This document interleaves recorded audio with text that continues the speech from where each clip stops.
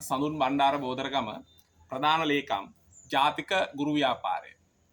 අපි ජාතික ගුරු ව්‍යාපාරයේ විදිහට මේ අධ්‍යාපන ප්‍රතිසංස්කරණ වලට විරෝධය පළ කරපු කණ්ඩායමක් විදිහට අපි මූලිකවම අපි පළ කර ප්‍රධාන විරෝධයක් තමයි මේ අධ්‍යාපනය ඩිජිටල් කරණය කිරීම සඳහා කටයුතු කිරීම. මේකදී අපි කරුණු දෙකක් හෙළි කරා. එකක් තමයි මේ සඳහා අවශ්‍ය භෞතික සම්පත් පාසල් තුල සහ දරුවෝ අතරපත් නොකර මේ සඳහා කටයුතු කිරීම නිසා අධ්‍යාපනය සඳහා තියෙන සම අයිතිය අහිමි වෙනවා කියන කාරණය. දෙවැනි කාරණය තමයි අපි කිව්වා මේ අධ්‍යාපනයේ ඩිජිටල් කරන ඉතාම අවදානම් සහගත කාර්යයක්. ඒක නිසා මේක මෙහෙම කඩමුඩිය කළ යුතු දෙයක් නෙවෙයි. මේක ඉතාම පුළුල් සාකච්ඡාවකින් මේකේ අවදානම තක්සේරු කරලා පුළුල් සාකච්ඡාවකින් පසුව කළ යුතු කාරණයක් කියලා. ඒතකොට නමුත් ආණ්ඩුව පාර්ශවයෙන් දිගින් දිගටම කියපු කාරණේ තමයි නෑ මේක තමයි නව ප්‍රවණතාවය ලෝක මට්ටමේ නව ප්‍රවණතාවය මේක අපි කෙසේ හෝ කරනවා කියන කාරණේ. අධ්‍යාපන ඇමතිතුමිය අද දක්වා මේ කාරණේ එතුමිය මේ විදිහට කියමින් ඉන්නවා ඊටාම උද්දච්ච විදිහට. හැබැයි මේ වෙනකොට අපි දකිනවා මෙන්න ඇමරිකාවේ කරපු සමීක්ෂණයකින් ඇමරිකා එක්සත් ජනපදයේ කරපු සමීක්ෂණයකින් හෙළි වෙලා තියෙනවා මේ කාරණේ හෙළි කරන්නේ ස්නායු විද්‍යාඥයෙක් වෙච්ච ඒ වගේම අධ්‍යාපනඥයෙක් වෙච්ච ආචාර්ය ජාඩි කුනී හෝවාඩ් කියන මහත්මයා. එතුමා ඇමරිකාවේ සෙනෙට් සභාවට වාර්තාවක් ඉදිරිපත් කරමින් කියනවා මිනිස් ඉතිහාසයේ පළමු වරට වත්මන් පරපුරේ බුද්ධි මට්ටම. ඒ කියන්නේ වයස අවුරුදු 14 34 පරම්පරාවේ බුද්ධි මට්ටම පෙර පරම්පරාවේ බුද්ධි මට්ටම. එහෙම නැත්නම් උන්ගේ දෙමව්පිය පරම්පරාවේ බුද්ධි මට්ටමට වඩා ඉතා අඩු වෙලා කියන.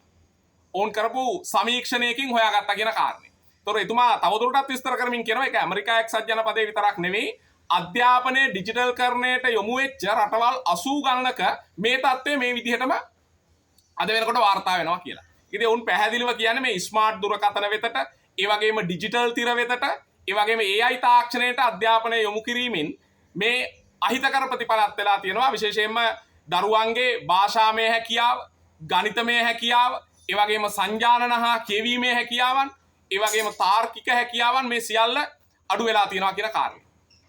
එතකොට ඉතින් දිගින් දිගටම නමුත් මේ අපේ අධ්‍යාපන ඇමතුමිය කියන්නේ නෑ කවුරු මේකට විරුද්ධ වුණත් මේක අපි දිගටම කිව්වා මතක ඇති ජාතික ගුරු ව්‍යාපාරයේ විදිහට එතුමිය කරන්නේ මේ කන්ත්‍රාත් එකක් කියලා. එතකොට මොකද්ද මේකේ උවමනාව දැන්?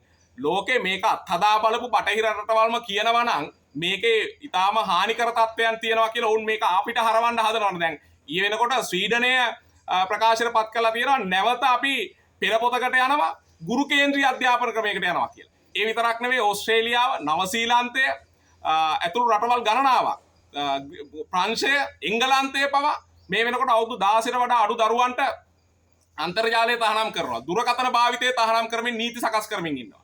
හැබැයි මෙතුමිය අදටත් කියනවා නෑ මේක තමයි නව ප්‍රවණතාව මේකට අපි යනවා කියලා. ඒක නිසා ඉතා පැහැදිලි මෙතුමිය මේ බටහිර රටවල් වැටුණු වලේ අපිත් වටන්න තමයි මේ උත්සාහ කරන්නේ. මේ කොන්ත්‍රාත් එක තමයි එතුමිය ඇතුළු ඔය ඇමති මණ්ඩලේ කයිවාරු ගහන සියලු දෙනා කරමින් ඉන්නේ.